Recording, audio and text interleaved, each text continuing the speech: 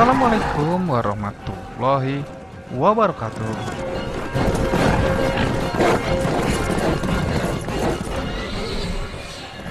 Setelah lebih dari satu abad, umat Islam menderita dan berusaha bangkit dari kehancuran akibat serangan bangsa Mongol di bawah pimpinan Genghis Khan dan keturunannya. Malapetaka tidak kurang dahsyatnya datang kembali mewakili gelombang besar ketiga penaklukan suku bangsa Asia Tengah terhadap dunia Islam, yaitu serangan yang dilakukan oleh Timur Leng yang juga masih keturunan Mongol. Sejarah mencatat bahwa umat Islam mengalami masa kemunduran setelah bangsa Mongol mengadakan penyerangan ke wilayah barat. Satu demi satu kerajaan Islam jatuh dalam kekuasaan mereka. Invasi bangsa Mongol terhadap wilayah Islam sudah dilakukan sejak tahun 1219 Masehi di bawah pimpinan Genghis Khan. Dalam jangka waktu 7 tahun, ia berhasil menguasai Asia Utara dari timur dan barat. Genghis Khan telah mengubah Herat, Bukhara, Samarkand, dan Balkh yang ketika itu menjadi kebanggaan peradaban Islam dan kiblat ilmu pengetahuan bagaikan abu yang terbang tertiup angin. Nasib yang sama juga dialami oleh Baghdad, yang pada saat itu menjadi ibu kota Imperium Abbasiyah, sekaligus pusat peradaban dan pusat ilmu pengetahuan bagi umat Islam dan dunia di bumi hanguskan oleh hula gugat. Setelah lebih dari satu abad, umat Islam menderita dan berusaha bangkit dari kehancuran akibat serangan bangsa Mongol di bawah pimpinan Genghis Khan dan keturunannya. Malapetaka yang tidak kurang dahsyatnya datang kembali mewakili gelombang besar ketiga penaklukan suku bangsa Asia Tengah terhadap dunia Islam.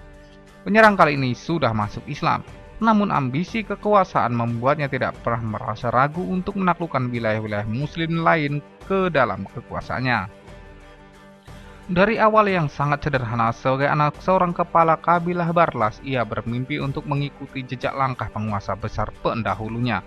Ia mulai menapaki kekuasaan pada usia 33 tahun ketika kerajaan Mongol keturunan Genghis Khan terlibat konflik antara mereka sendiri dan mulai saling memerangi satu sama lain.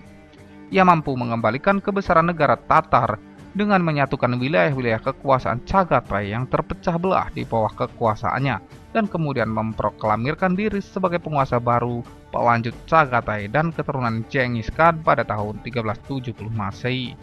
Bersamaan dengan tahun penobatannya, ia juga mendirikan dinasti Timuriyah dengan Samarkand sebagai ibu kota pemerintahannya.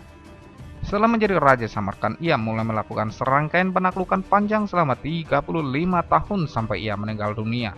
Satu-satunya jeda dalam pergerakan invasinya adalah musim dingin. Namun meskipun begitu, ambisinya yang keras terkadang tetap memerintahkan pasukannya yang kedinginan untuk terus bergerak dalam ekspedisi, sehingga ia disebut sebagai penguasa 7 iklim yang tidak terkalahkan. 10 tahun pertama pemerintahannya, ia berhasil menaklukkan Jata dan Khawarizmi dengan 9 ekspedisi. Setelah Jata dan Khawarizmi dapat ditaklukkan, kekuasaannya mulai kokoh. Ketika itulah Timur Leng mulai menyusun rencana untuk mewujudkan ambisinya menjadi penguasa besar. Ia sangat berkeinginan untuk menguasai kembali wilayah-wilayah yang sebelumnya sudah menjadi wilayah taklukan Genghis Khan. Sebagaimana Genghis Khan, ia mengulang kembali penjarahan bangsanya terhadap dunia Islam, menjadi salah satu penegak kekuasaan Mongol dalam sejarah Islam. Didukung oleh pasukan Turki yang loyalis dan para tokoh muslim serta ulama, Timur pun melakukan perluasan kekuasaan. Dalam beberapa waktu, tampak seolah Timur akan menaklukkan dunia secara cemerlang.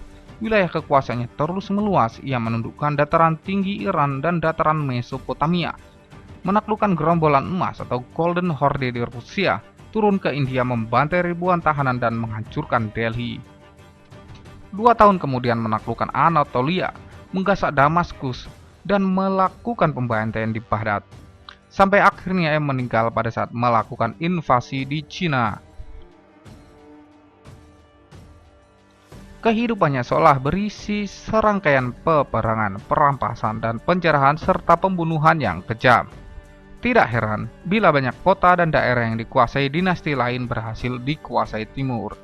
Ia berkata, jika hanya ada satu Tuhan yang berkuasa di langit, maka di dunia ini pun hendaknya hanya satu raja pula yang berkuasa. Timur dianggap sebagai seorang penakluk terbesar dalam sejarah. Penaklukan dahsyat yang ia lakukan berhasil melumpuhkan dua raja besar pada zamannya, yaitu Sultan Turki Bayezid Yildirim dan Tokhtamis yang merupakan cucu Genghis Khan. Meski terkenal sebagai seorang penakluk dunia yang kejam, namun ia juga dikenal sebagai seorang pembangun peradaban. Dari negeri-negeri yang ditaklukkannya, ia membawa para arsitektur, ilmuwan, cendekiawan, penulis, dan filsuf untuk memperindah dan menambah kilauan intelektual Samarkand, tempat di mana ia berkuasa.